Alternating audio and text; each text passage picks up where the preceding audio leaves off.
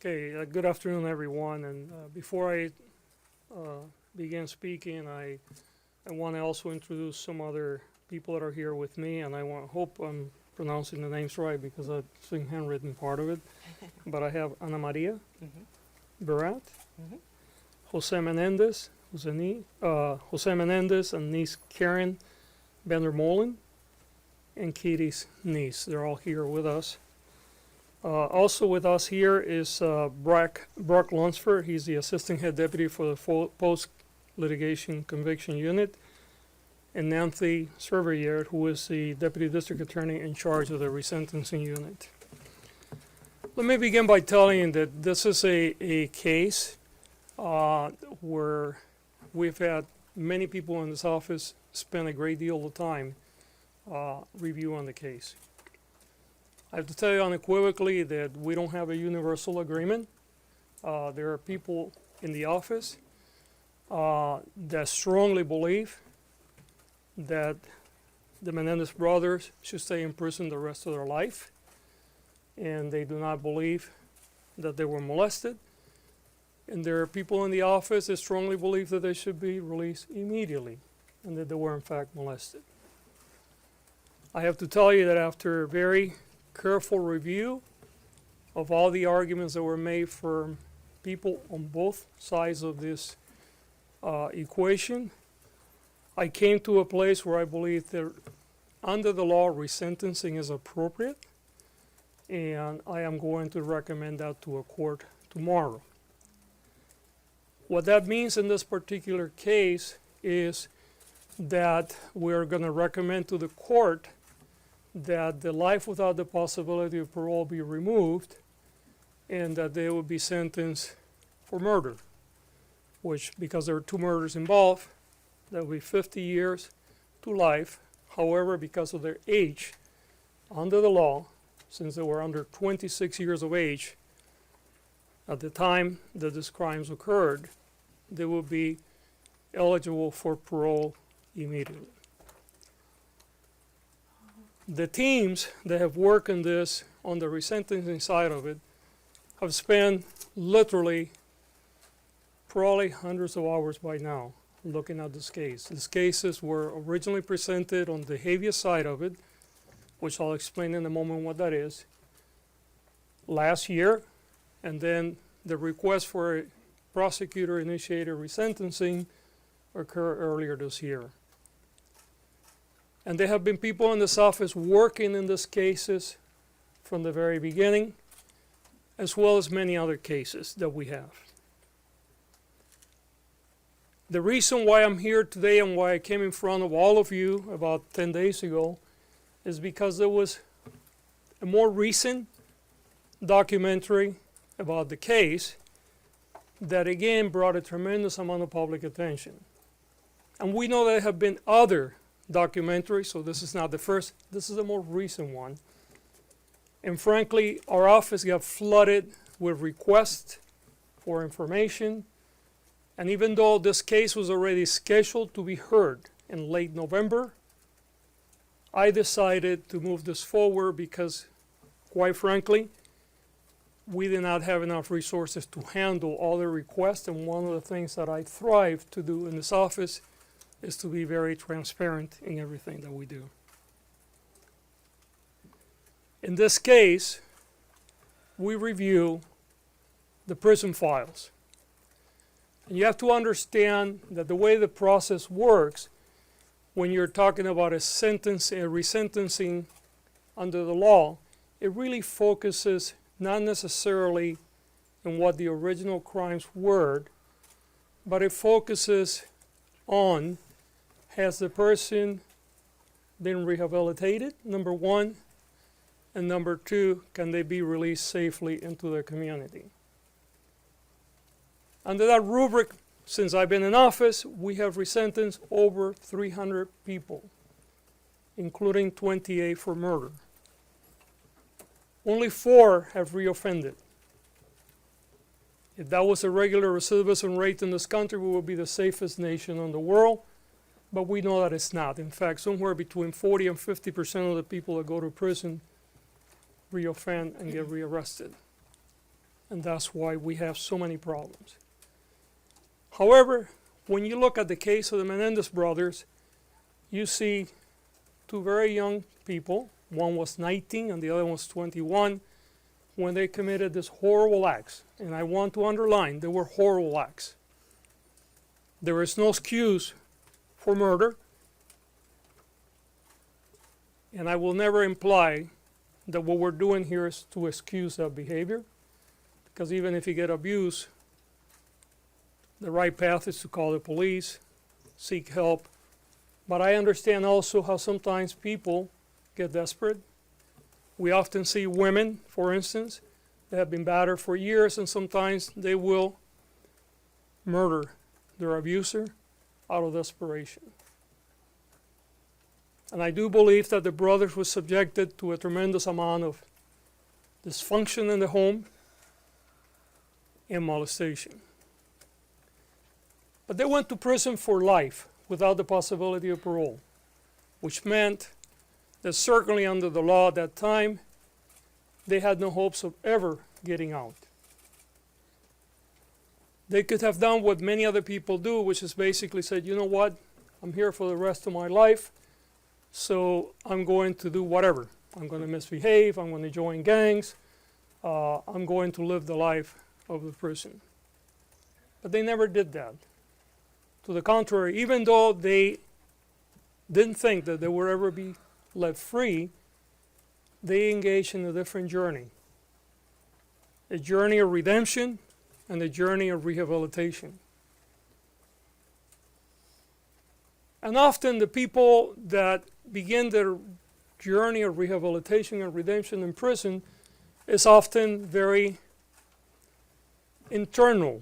And what they do, and one of our lawyers pointed out this today, is usually the path is people try to further their education, do things for self-improvement, which the brothers have done, by the way. But it's more unique or less usual, I guess, when people not only do that, but they also begin to engage in ways to make life for others better. And in this case, the brothers have been doing so for a very long time. Creating groups to deal with how to address untreated trauma. Creating groups to deal with other inmates that have physical disabilities and may be treated differently. Even in one case, Lyle negotiating for other inmates as to the conditions that they live under during prison.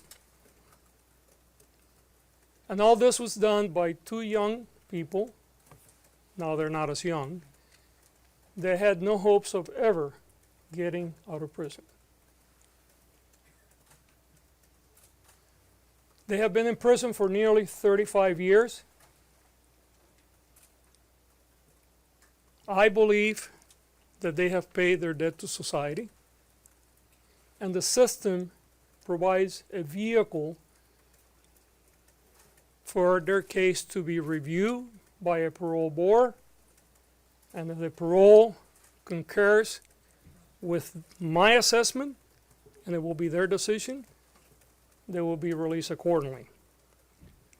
I must underline, however, this case will be filed in court tomorrow. The final decision will be made by the judge. Court has to agree with my conclusion that they deserve to be resentenced. It is very possible that there may be members of this office that will be present in court opposing the resentencing.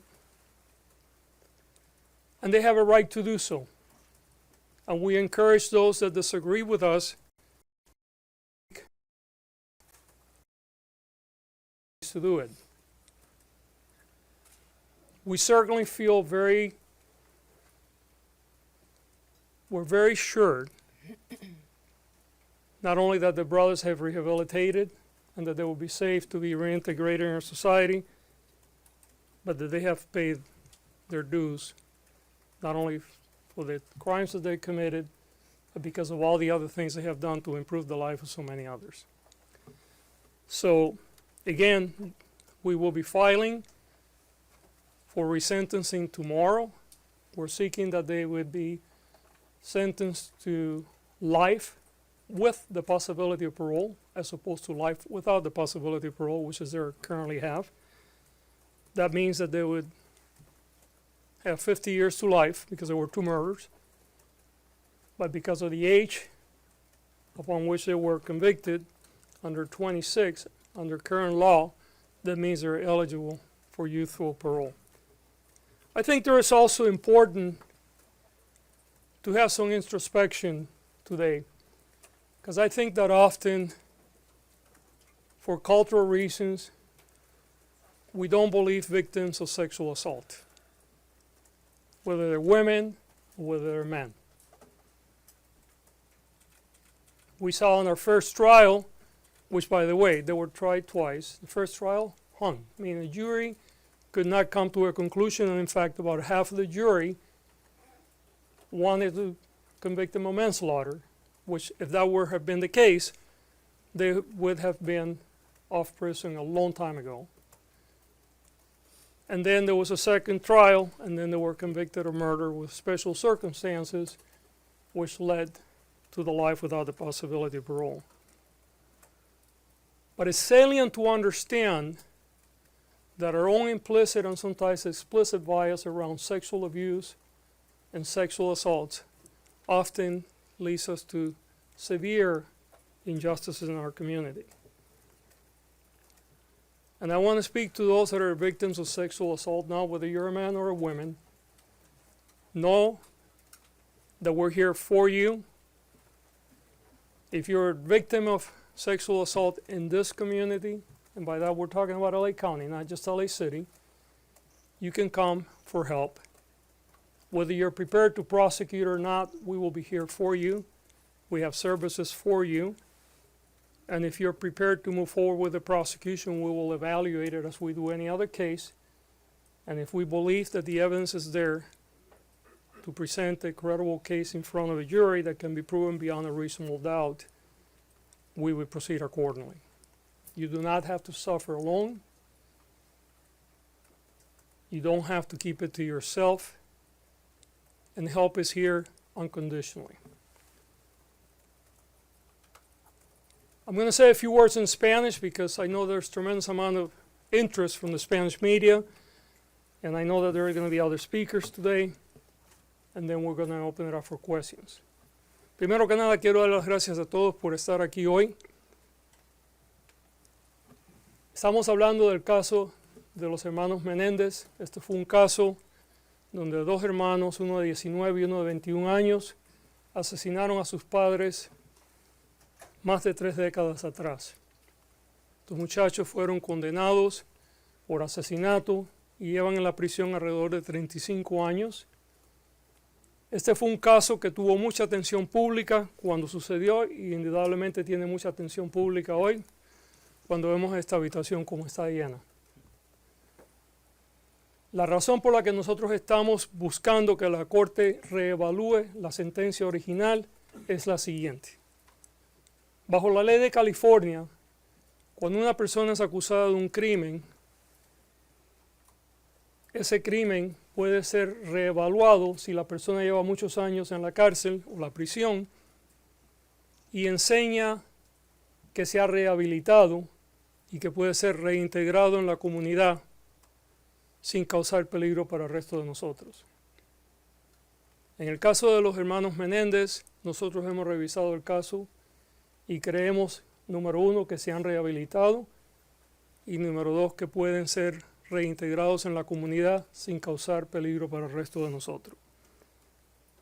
Es importante notar que este es un caso de 2 muchachos que tenían 19 y 21 años, que probablemente fueron no solamente acosados por su familia, pero posiblemente también fueron molestados sexualmente. Aunque no hay excusa ninguna para los crímenes que ellos cometieron, reconocemos también que habían ciertas condiciones que pueden haber creado esta situación.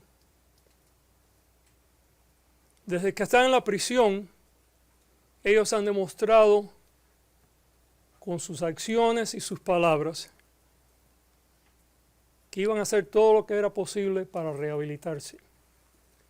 No solamente ellos hicieron cosas para mejorar su vida personalmente, pero también tomaron parte en muchos programas y crearon programas para ayudar a otros prisioneros. Hicieron todo esto durante un tiempo donde ellos no creían que iban a salir de la cárcel por el resto de su vida, porque su sentencia era de vida sin la posibilidad de salir de la cárcel. Lo que estamos haciendo hoy bajo la ley de California, vamos a hacer una petición a la Corte a que reevalúe esa sentencia y que lo vuelva a sentenciar por asesinato, pero con la posibilidad de salir con libertad condicional. En el caso de ellos, porque son 2 asesinatos, serían 50 años o por vida, pero con la posibilidad de ser prohibido la oportunidad de salir con condiciones. Bajo la ley, cuando el crimen se cometió y la persona tenía menos de 26 años cuando lo cometió, esa persona puede ser evaluada inmediatamente para que su sentencia sea revisada y que se le pueda dar otra sentencia. Bajo las condiciones de cómo ellos se han portado en la prisión y la evidencia de que están rehabilitados y de que pueden ser reintegrados en nuestra comunidad, es muy posible que ellos sean permitidos salir a la calle de nuevo, pero esa decisión estará con el sistema de prisiones y no con nuestra oficina. Legalmente lo que nosotros vamos a hacer mañana es presentar una petición a la Corte. La Corte es la que toma la última decisión y la Corte puede acordar con nosotros o no, pero creemos que bajo la ley la petición que estamos haciendo está bien fundada y creo que esta petición espero que sea permitida. Ahora voy a pasar para que otras personas hablen y después podemos tomar sus preguntas. Ana María, you're going to talk next? Okay. Good afternoon. My name is Ana Maria Baralt, and I'm the niece of Jose Menendez. Eric and Menendez are my cousins. I would also like to acknowledge the other family members here, some standing, some seated. Joan Vandermolen is here, Kitty's sister, as well as Diane Vandermolen Hernandez, Kitty's niece. Thank you for joining me, everyone. Today is a day filled with hope for our family. We are here because District Attorney Gascon has taken a brave and necessary step forward by recommending a resentencing for Lyle and Eric. The DA's decision reflects the truth that is hidden for so long, and I am grateful for his leadership in making this choice. We stand united in our hope and gratitude. Together we can make sure that Eric and Lyle receive the justice they deserve and finally come home. Thank you to District Attorney George Gascon for his courage and leadership. This step gives us all hope that the truth will finally be heard and that Lyle and Eric can begin to heal from the trauma of their past. Thank you so much for your time. Thank you, Ana Maria. Yeah. I believe Jose Menendez is going to say a few words. This is the niece of Kitty Oh, you're gonna Menendez, say, I'm sorry, Joan Vandermolen. Yeah. Hi, thank you for coming. We are here today because District Attorney Gascon has taken a brave and compassionate step forward by recommending resentencing for my cousins Eric and Lyle, and we wish to offer our deepest gratitude to DA Gascon. This decision is not just a legal matter. It is a recognition of the abuse my cousins endured, and we are grateful for the DA's leadership in putting justice over politics. We know this wasn't an easy decision, but is the right one. This is about truth, justice, and healing. It is time for Lyle and Eric to come home. And I ask all of you to join us in this fight for justice.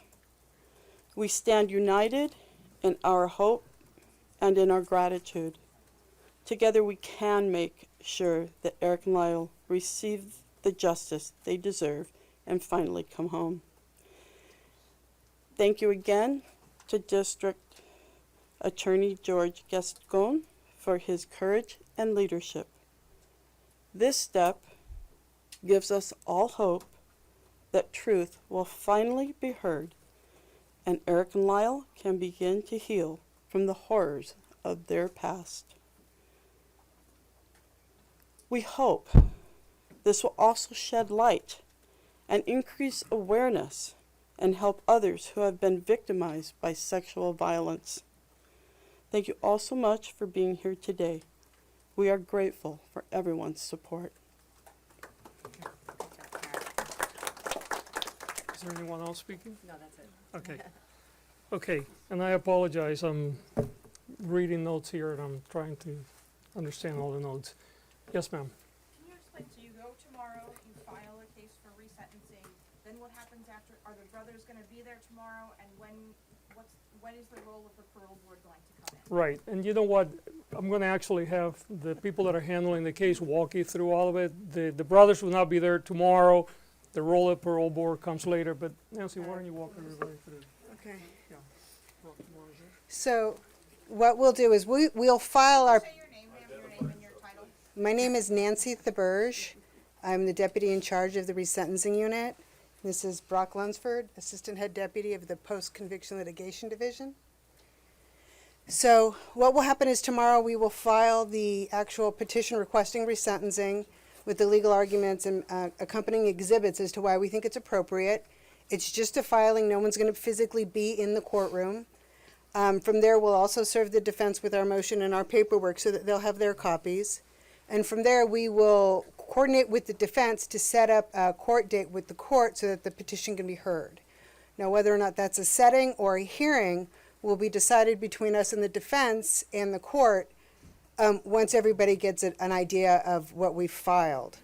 Then from there at the hearing, the defense can either decide to have the defendants, the Menendez brothers, physically brought into court. They can ask that the individuals appear by video or audio WebEx, a kind of a Zoom participation, which we all kind of adapted to because of COVID. And then from there, we will do the hearing and submit all the written and legal and oral arguments and any evidence that needs to be admitted at the time, and then the court will rule at that point. But we don't have that court date yet because we're just starting the process tomorrow. But it's our intention to have that go forward before the habeas, because if the judge grants it, that may impact the defense's decision to proceed on the habeas. So we're gonna try it just as a matter of economy of time to stack it one before the other. Now, have the brothers found out about this